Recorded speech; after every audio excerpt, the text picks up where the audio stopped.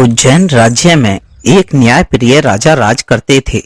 एक दिन उनके नगर में एक नट और नटनी खेल दिखाने आए।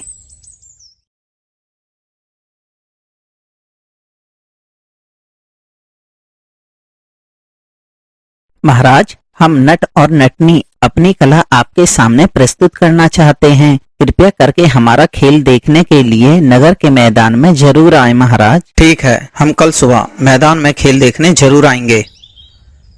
अगले दिन राजा खेल देखने मैदान में चले जाते हैं। राजा को देखकर नट नमस्कार करता है और एक ऊंचे खंभे पर चढ़ने लगता है। कुछ देर बाद राजा और वहां खड़े लोगों को नट दिखाई देना बंद हो जाता है। अचानक से एक हाथ और एक पैर कट कर नीचे गिरते हैं। फिर नट का पूरा शरीर गिरता है। यह देखकर नटनी विलाप करने लगती है और कहती है, मेरे पति को महाराज ने मरवा दिया। अब मैं ऐसे अन्यायी राजा के नगर में नहीं रहूंगी। मैं भी अपने पति के साथ जलकर भस्म हो जाऊंगी। इस घटना से नगर में काफी सन्नाटा छा गया। नगरवासी बहुत ही दुखी हुए। राजा को भी बड़ा दुख हुआ। हे भगवान, न्याय प्रियता की सफेद चादर पर ये कैसा बदनुमा दाग लग गया। उसी चौक में दोनों की चिता जलाई गई। पूरा नगर शोक में डूबा हुआ था।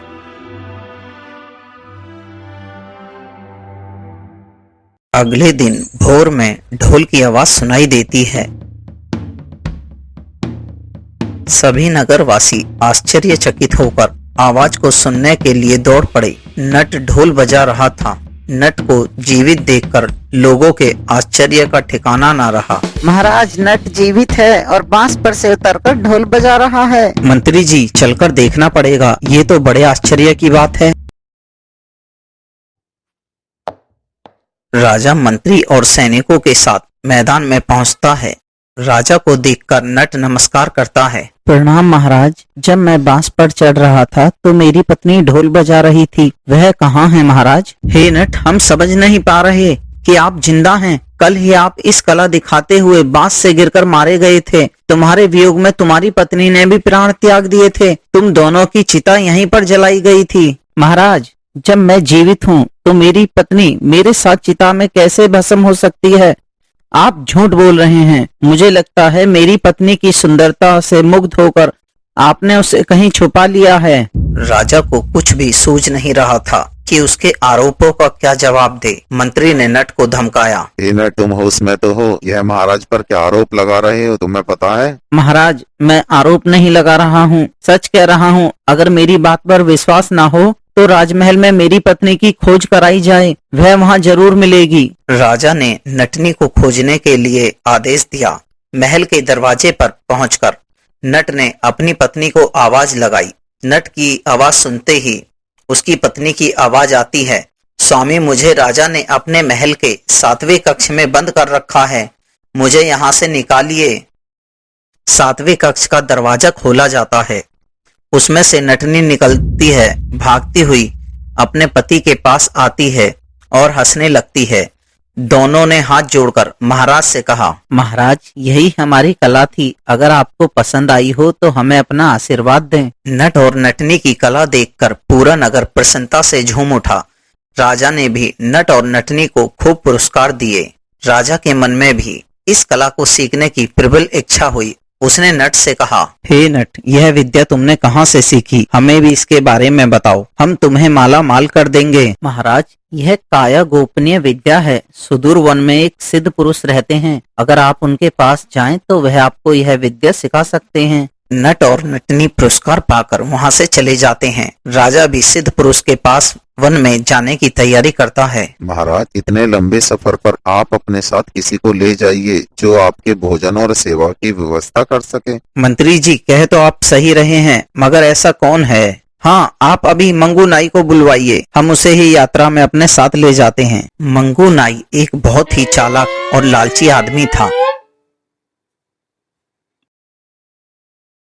वह महल में आता है। राजा मंगू को अपने साथ चलने के लिए कहते हैं तो मंगू कहता है, महाराज, मैं आपके साथ चलता तो सही, मगर क्या मंगू? महाराज, भगवान झूठ न बुलवाए, मैंने अपने पड़ोसियों से कुछ उधार ले रखा है। आप तो समझ ही गए होगे। ठीक है मंगू, हम समझ गए। मंत्री जी, 100 सोने की मोहरें मंगू को दे दीजिए। अब ठीक है मंगू, अपना उधार चुका दो। कल सुबह तुम्हें मेरे साथ चलना है। जी महाराज, भगवान झूठ ना बुलवाए, कल सुबह ही यहीं पर मिलूंगा मैं। मन में मुस्कुराता मंगू घर की तरफ चल दिया। आज तो मजा ही आ गया, महाराज को मूर्ख बनाकर 100 मोहरे जो प्राप्त कर ली मैंने। अगले दिन प्रातःकाल में ही राजा और मंगू सिद्ध पुरुष को ढूंढने के लिए सुदूर वन के लिए निकल पड़ते हैं।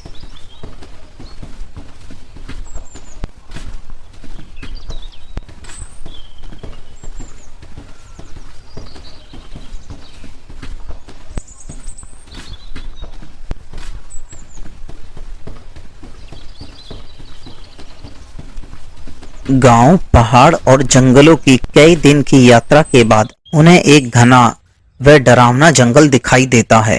वहां वे खड़े हो जाते हैं और इधर उधर किसी को देखते हैं जो उन्हें मार्ग बता सके।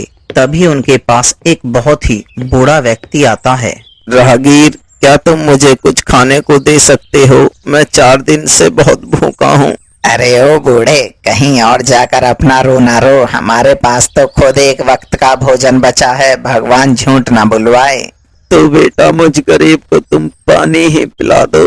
अरे क्या पता आगे जाके इस जंगल में पानी ना मिले, अगर हम अपना पानी तुझे दे देंगे तो हम क्या करेंगे? मंगू, तुम बाबा को खाना और पानी दे दो। महाराज, परंतु मंगू, तुम मेरे हिस्से का खाना और पानी बाबा को दे दो। बाबा कमजोर हैं और उनका स्वास्थ्य भी ठीक नहीं लगता। मैं कुछ दिन भूखा भी रह सकता हूँ। राहगीर, तुम भले पुरुष हो। तुम कौन हो और इस जंगल में किस कारण से भटक रहे हो? बूढ़ा पूछ तो ऐसे रहा है जैसे हमारी सारी परेशानी दूर कर देगा। बाबा, मैं उज्जैनपुर का राजा अमर सिंह हूँ और यह मेरा सेवक मंगू है। हम बहुत दिनों से एक सिद्ध पुरुष को खोज रहे हैं जो इसी जंगल में कहीं रहते हैं। तभी एक चमत्कार होता है। वह बूढ़े बाबा एक सिद्ध पुरुष के रूप में आ जाते हैं। यह देखकर राजा और मंगू उन्हें प्रणाम करते हैं। राजन, तुम एक दयालु और न्यायप्रिय राजा हो। तुम्हारी दयालुता और न्याय मैं दोनों ही देख चुका हूँ। तुम जिस भी कारण से यहाँ आए हो, तुम मुझे बता सकते हो। महात्मन, मैं आपसे परकाया विद्या सीखना चाहता हूँ। कृपया करके मुझे अपने शिष्य के रूप में स्वीकार करें। राजन, यह विद्या बहुत कठिन है। इसे सीखने में तुम्हें 1 वर्ष का समय लगेगा। यह विद्या मैं तुम्हें एकांत में सिखाऊंगा। अब तुम लोग मेरे साथ मेरी कुटिया पर चलो और विश्राम और भोजन करो। अगले दिन से महात्मा राजा को विद्या ज्ञान देने लगे। यह बूढ़ा मुझे बिल्कुल पसंद नहीं करता। मुझे यहाँ बाहर खड़ा कर कर महाराज को अंदर बिठाकर सिखाता है। मैं भी तो देखूं यह महाराज को क्या सिखाता है। इस तरह मंगू रोज छुप छुप कर देखता और खुद भी उस विद्या का अभ्यास करता। 1 वर्ष के बाद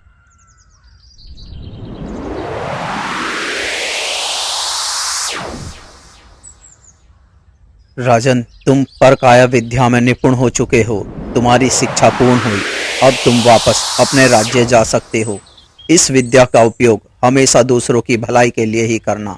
मेरा आशीर्वाद सदा तुम्हारे साथ रहेगा। राजा और मंगू साधु से आशीर्वाद लेते हैं और अपने राज्य के लिए चल देते हैं।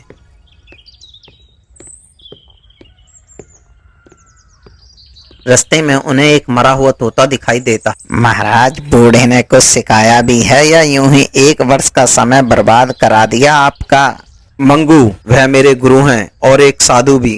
कभी उनका अपमान मत करना। उन्होंने पूरी निष्ठा से एक गुरु के रूप में मुझे विद्या सिखाई है। ठीक है, मैं भी तो देखूं यह जो मरा हुआ तोता है, क्या आप इसे जीवित कर सकते हैं? हाँ बिल्कुल, मैं अपने प्राण इस तोते के अंदर डाल देता हूँ, मगर इतने मैं तोते के शरीर में रहूं, तुम्हें मेरे शरीर की रक्षा करनी होगी मंगू।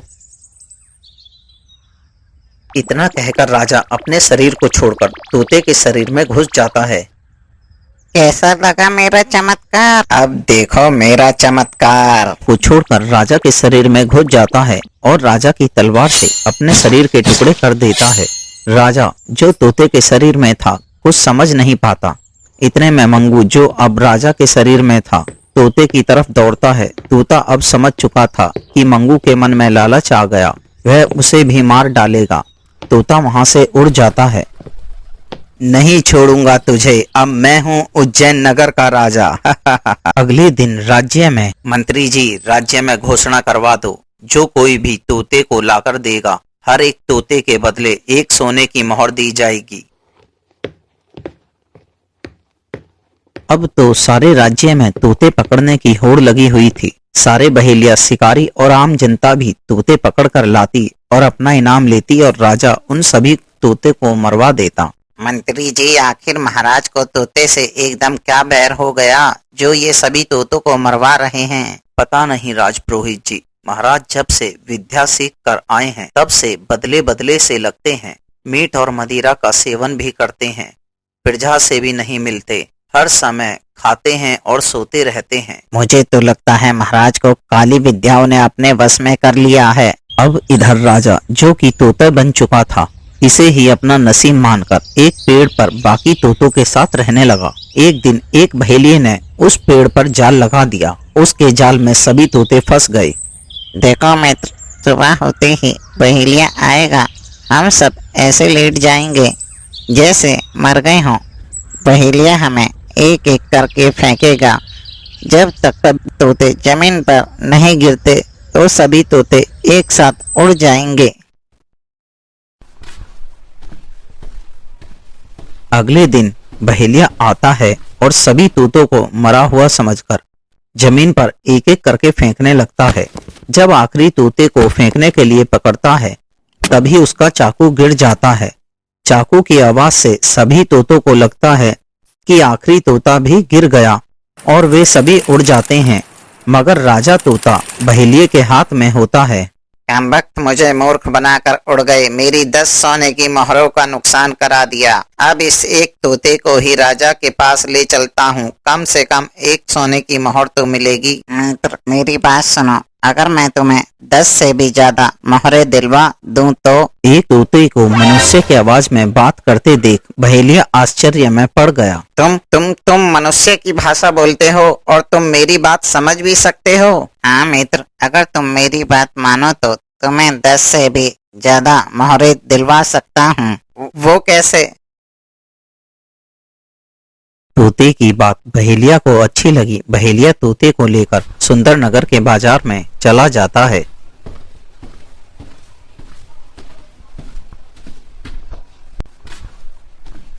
अरे भाई, क्या मूल्य है इस तोते का? तोता अपना मूल्य खुद बताएगा। तोता अपना मूल्य खुद बताता है। यह देखने के लिए भीड़ लग गई। तभी भीड़ में से एक जमींदार आता है। तोते भाई, कितना मूल्य है तुम्हारा? मेरा मूल्य 1000 मोहरे है। तोते के मुंह से इतना मूल्य सुनकर सभी हैरान हो जाते हैं। तोता जमींदार से कुछ बातें करता है और जमींदार कुछ सोचता है और फिर 1000 मोहरे बहेलिया को लाकर देता है। बहेलिया 1000 मोहरे पाकर खुश हो जाता है और तोता जमींदार को देकर चला जाता है। जमींदार तोते को लेकर घर पर आता है। तुम पूर्णिमा की रात को अपने ईख के खेत में आग लगा देना। तोते की बात मानकर जमींदार दुखी मन से अपनी फसल में आग लगा देता है। रात को तोता जमींदार को उठाता है। तुम खेत पर चलो, अपने साथ कुछ बोरियां भी ले लेना। तुमने मेरी सारी फसल तो जलवा दी, अब क्या वहां से राख भरकर लानी है?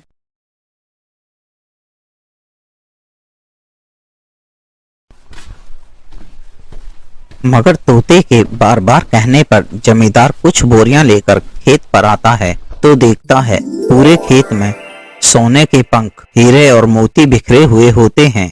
जमींदार जल्दी से सभी को बोरियों में भरता है और घर ले आता है।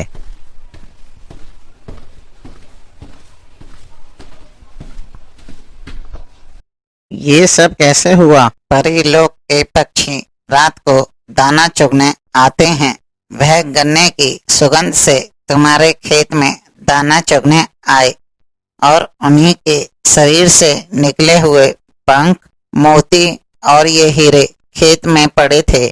अब तो जमींदार हर काम तोते से पूछकर ही करता और जल्द ही वह सुंदर नगर का सबसे धनी व्यक्ति बन गया।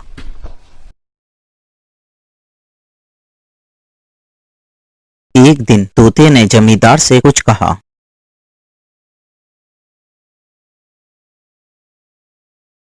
अगले दिन जमींदार उज्जैन नगर के राजा के पास गया। महाराज, मैं सुंदर नगर का एक बड़ा जमींदार हूँ और आपके लिए कुछ अनमोल भेंट लाया हूँ। राजा इतने बहुमूल्य मोती और रतन देखकर खुश हो जाता है। महाराज, मेरी एक सुंदर कन्या है, वह आपसे विवाह करना चाहती है। वह कहती है महाराज अमर हैं और उन्होंने एक विद्या सीखी है कि वह किसी भी मरे हुए मनुष्य, जीव या किसी भी पशु पक्षी को जीवित कर सकते हैं। मगर मैं यह बात नहीं मानता महाराज कि ऐसा भी हो सकता है। राजा सुंदर कन्या और विवाह की बात सुनकर तुरंत तैयार हो जाता है और एक मरे हुए बकरे को मंगवाता है। तुमसे समझदार तुम्हारी पुत्री है। तुम्हारी पुत्री से विवाह के लिए मैं यह विद्या करके दिखाऊंगा। राजा अपना शरीर छोड़कर बकरे के शरीर में प्रवेश करता है। तभी तोता, जो जमींदार के कपड़ों में छुपा बैठा था, अपने शरीर को छोड़कर अपने राजा वाले शरीर में प्रवेश कर लेता है और तुरंत तलवार से बकरे की गर्दन अलग कर देता है। फिर राजा सबको अपनी और मंगू की कहानी सुनाता है और जमींदार को भी बहुत सा धन देकर विदा करता है। अब उज्जैन नगर पहले की तरह एक खुशहाल नगर था।